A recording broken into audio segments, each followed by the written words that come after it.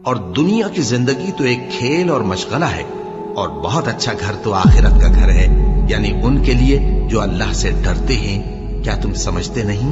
اللہ پوچھے گا کہ تم زمین میں کتنے برس رہے؟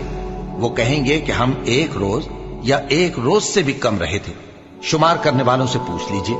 اللہ فرمائے گا کہ وہاں تم بہت ہی کم رہے، کاش تم جانتے ہوتے۔ کیا تم یہ خیال کرتے ہو کہ ہم نے تم کو بے مقصد پیدا کیا ہے، اور یہ کہ تم ہماری طرف لوٹ کر نہیں آؤ گے؟ ہر شخص کو موت کا مزہ چکھنا ہے، اور تم کو قیامت کے دن تمہارے اعمال کا پورا پورا بدلہ دیا جائے گا۔ تو جو شخص دوزخ سے دور رکھا گیا اور بہشت میں داخل کیا گیا، وہ مراد کو پہنچ گیا۔ اور دنیا کی زندگی تو دھوکے کا سامان ہے، اور جن لوگوں نے اپنے دین کو کھیل اور تماشا بنا رکھا ہے اور دنیا کی زندگی نے ان کو دھوکے میں ڈال رکھا ہے، ان سے کچھ کام نہ رکھو۔ ہاں، اس قرآن کے ذریعے سے نصیحت کرتے رہو تاکہ قیامت کے دن کوئی اپنے اعمال کی سزا میں ہلاکت میں نہ ڈالا جائے۔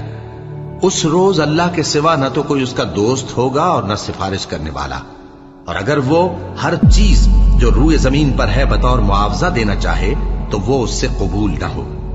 یہی لوگ ہیں کہ اپنے اعمال کے وبال میں ہلاکت میں ڈالے گئے، سو ان کے لیے پینے کو کھولتا ہوا پانی اور دکھ دینے والا عذاب ہے، اس لیے کہ کفر کرتے تھے۔ مال اور بیٹے تو دنیا کی زندگی کی رونق و زینت ہیں، اور نیکیاں جو باقی رہنے والی ہیں وہ ثواب کے لحاظ سے تمہارے پروردگار کے ہاں بہت اچھی اور امید کے لحاظ سے بہت بہتر ہیں۔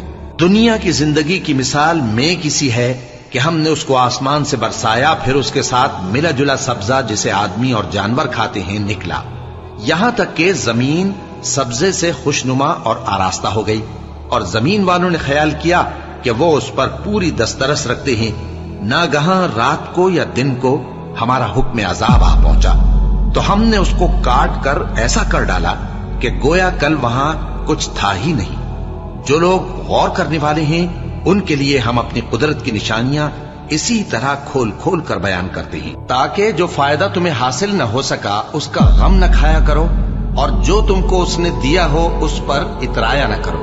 اور اللہ کسی اترانے اور شیخی بگارنے والے کو دوست نہیں رکھتا۔ اور یہ دنیا کی زندگی تو صرف کھیل اور تماشا ہے، اور ہمیشہ کی زندگی کا مقام تو آخرت کا گھر ہے۔ کاش یہ لوگ سمجھتے۔ یہ لوگ دنیا کی ظاہری زندگی کو جانتے ہیں اور آخرت کی طرف سے غافل ہیں۔ بھائیو، یہ دنیا کی زندگی چند روز فائدہ اٹھانے کی چیز ہے، اور جو آخرت ہے وہی ہمیشہ رہنے کا گھر ہے۔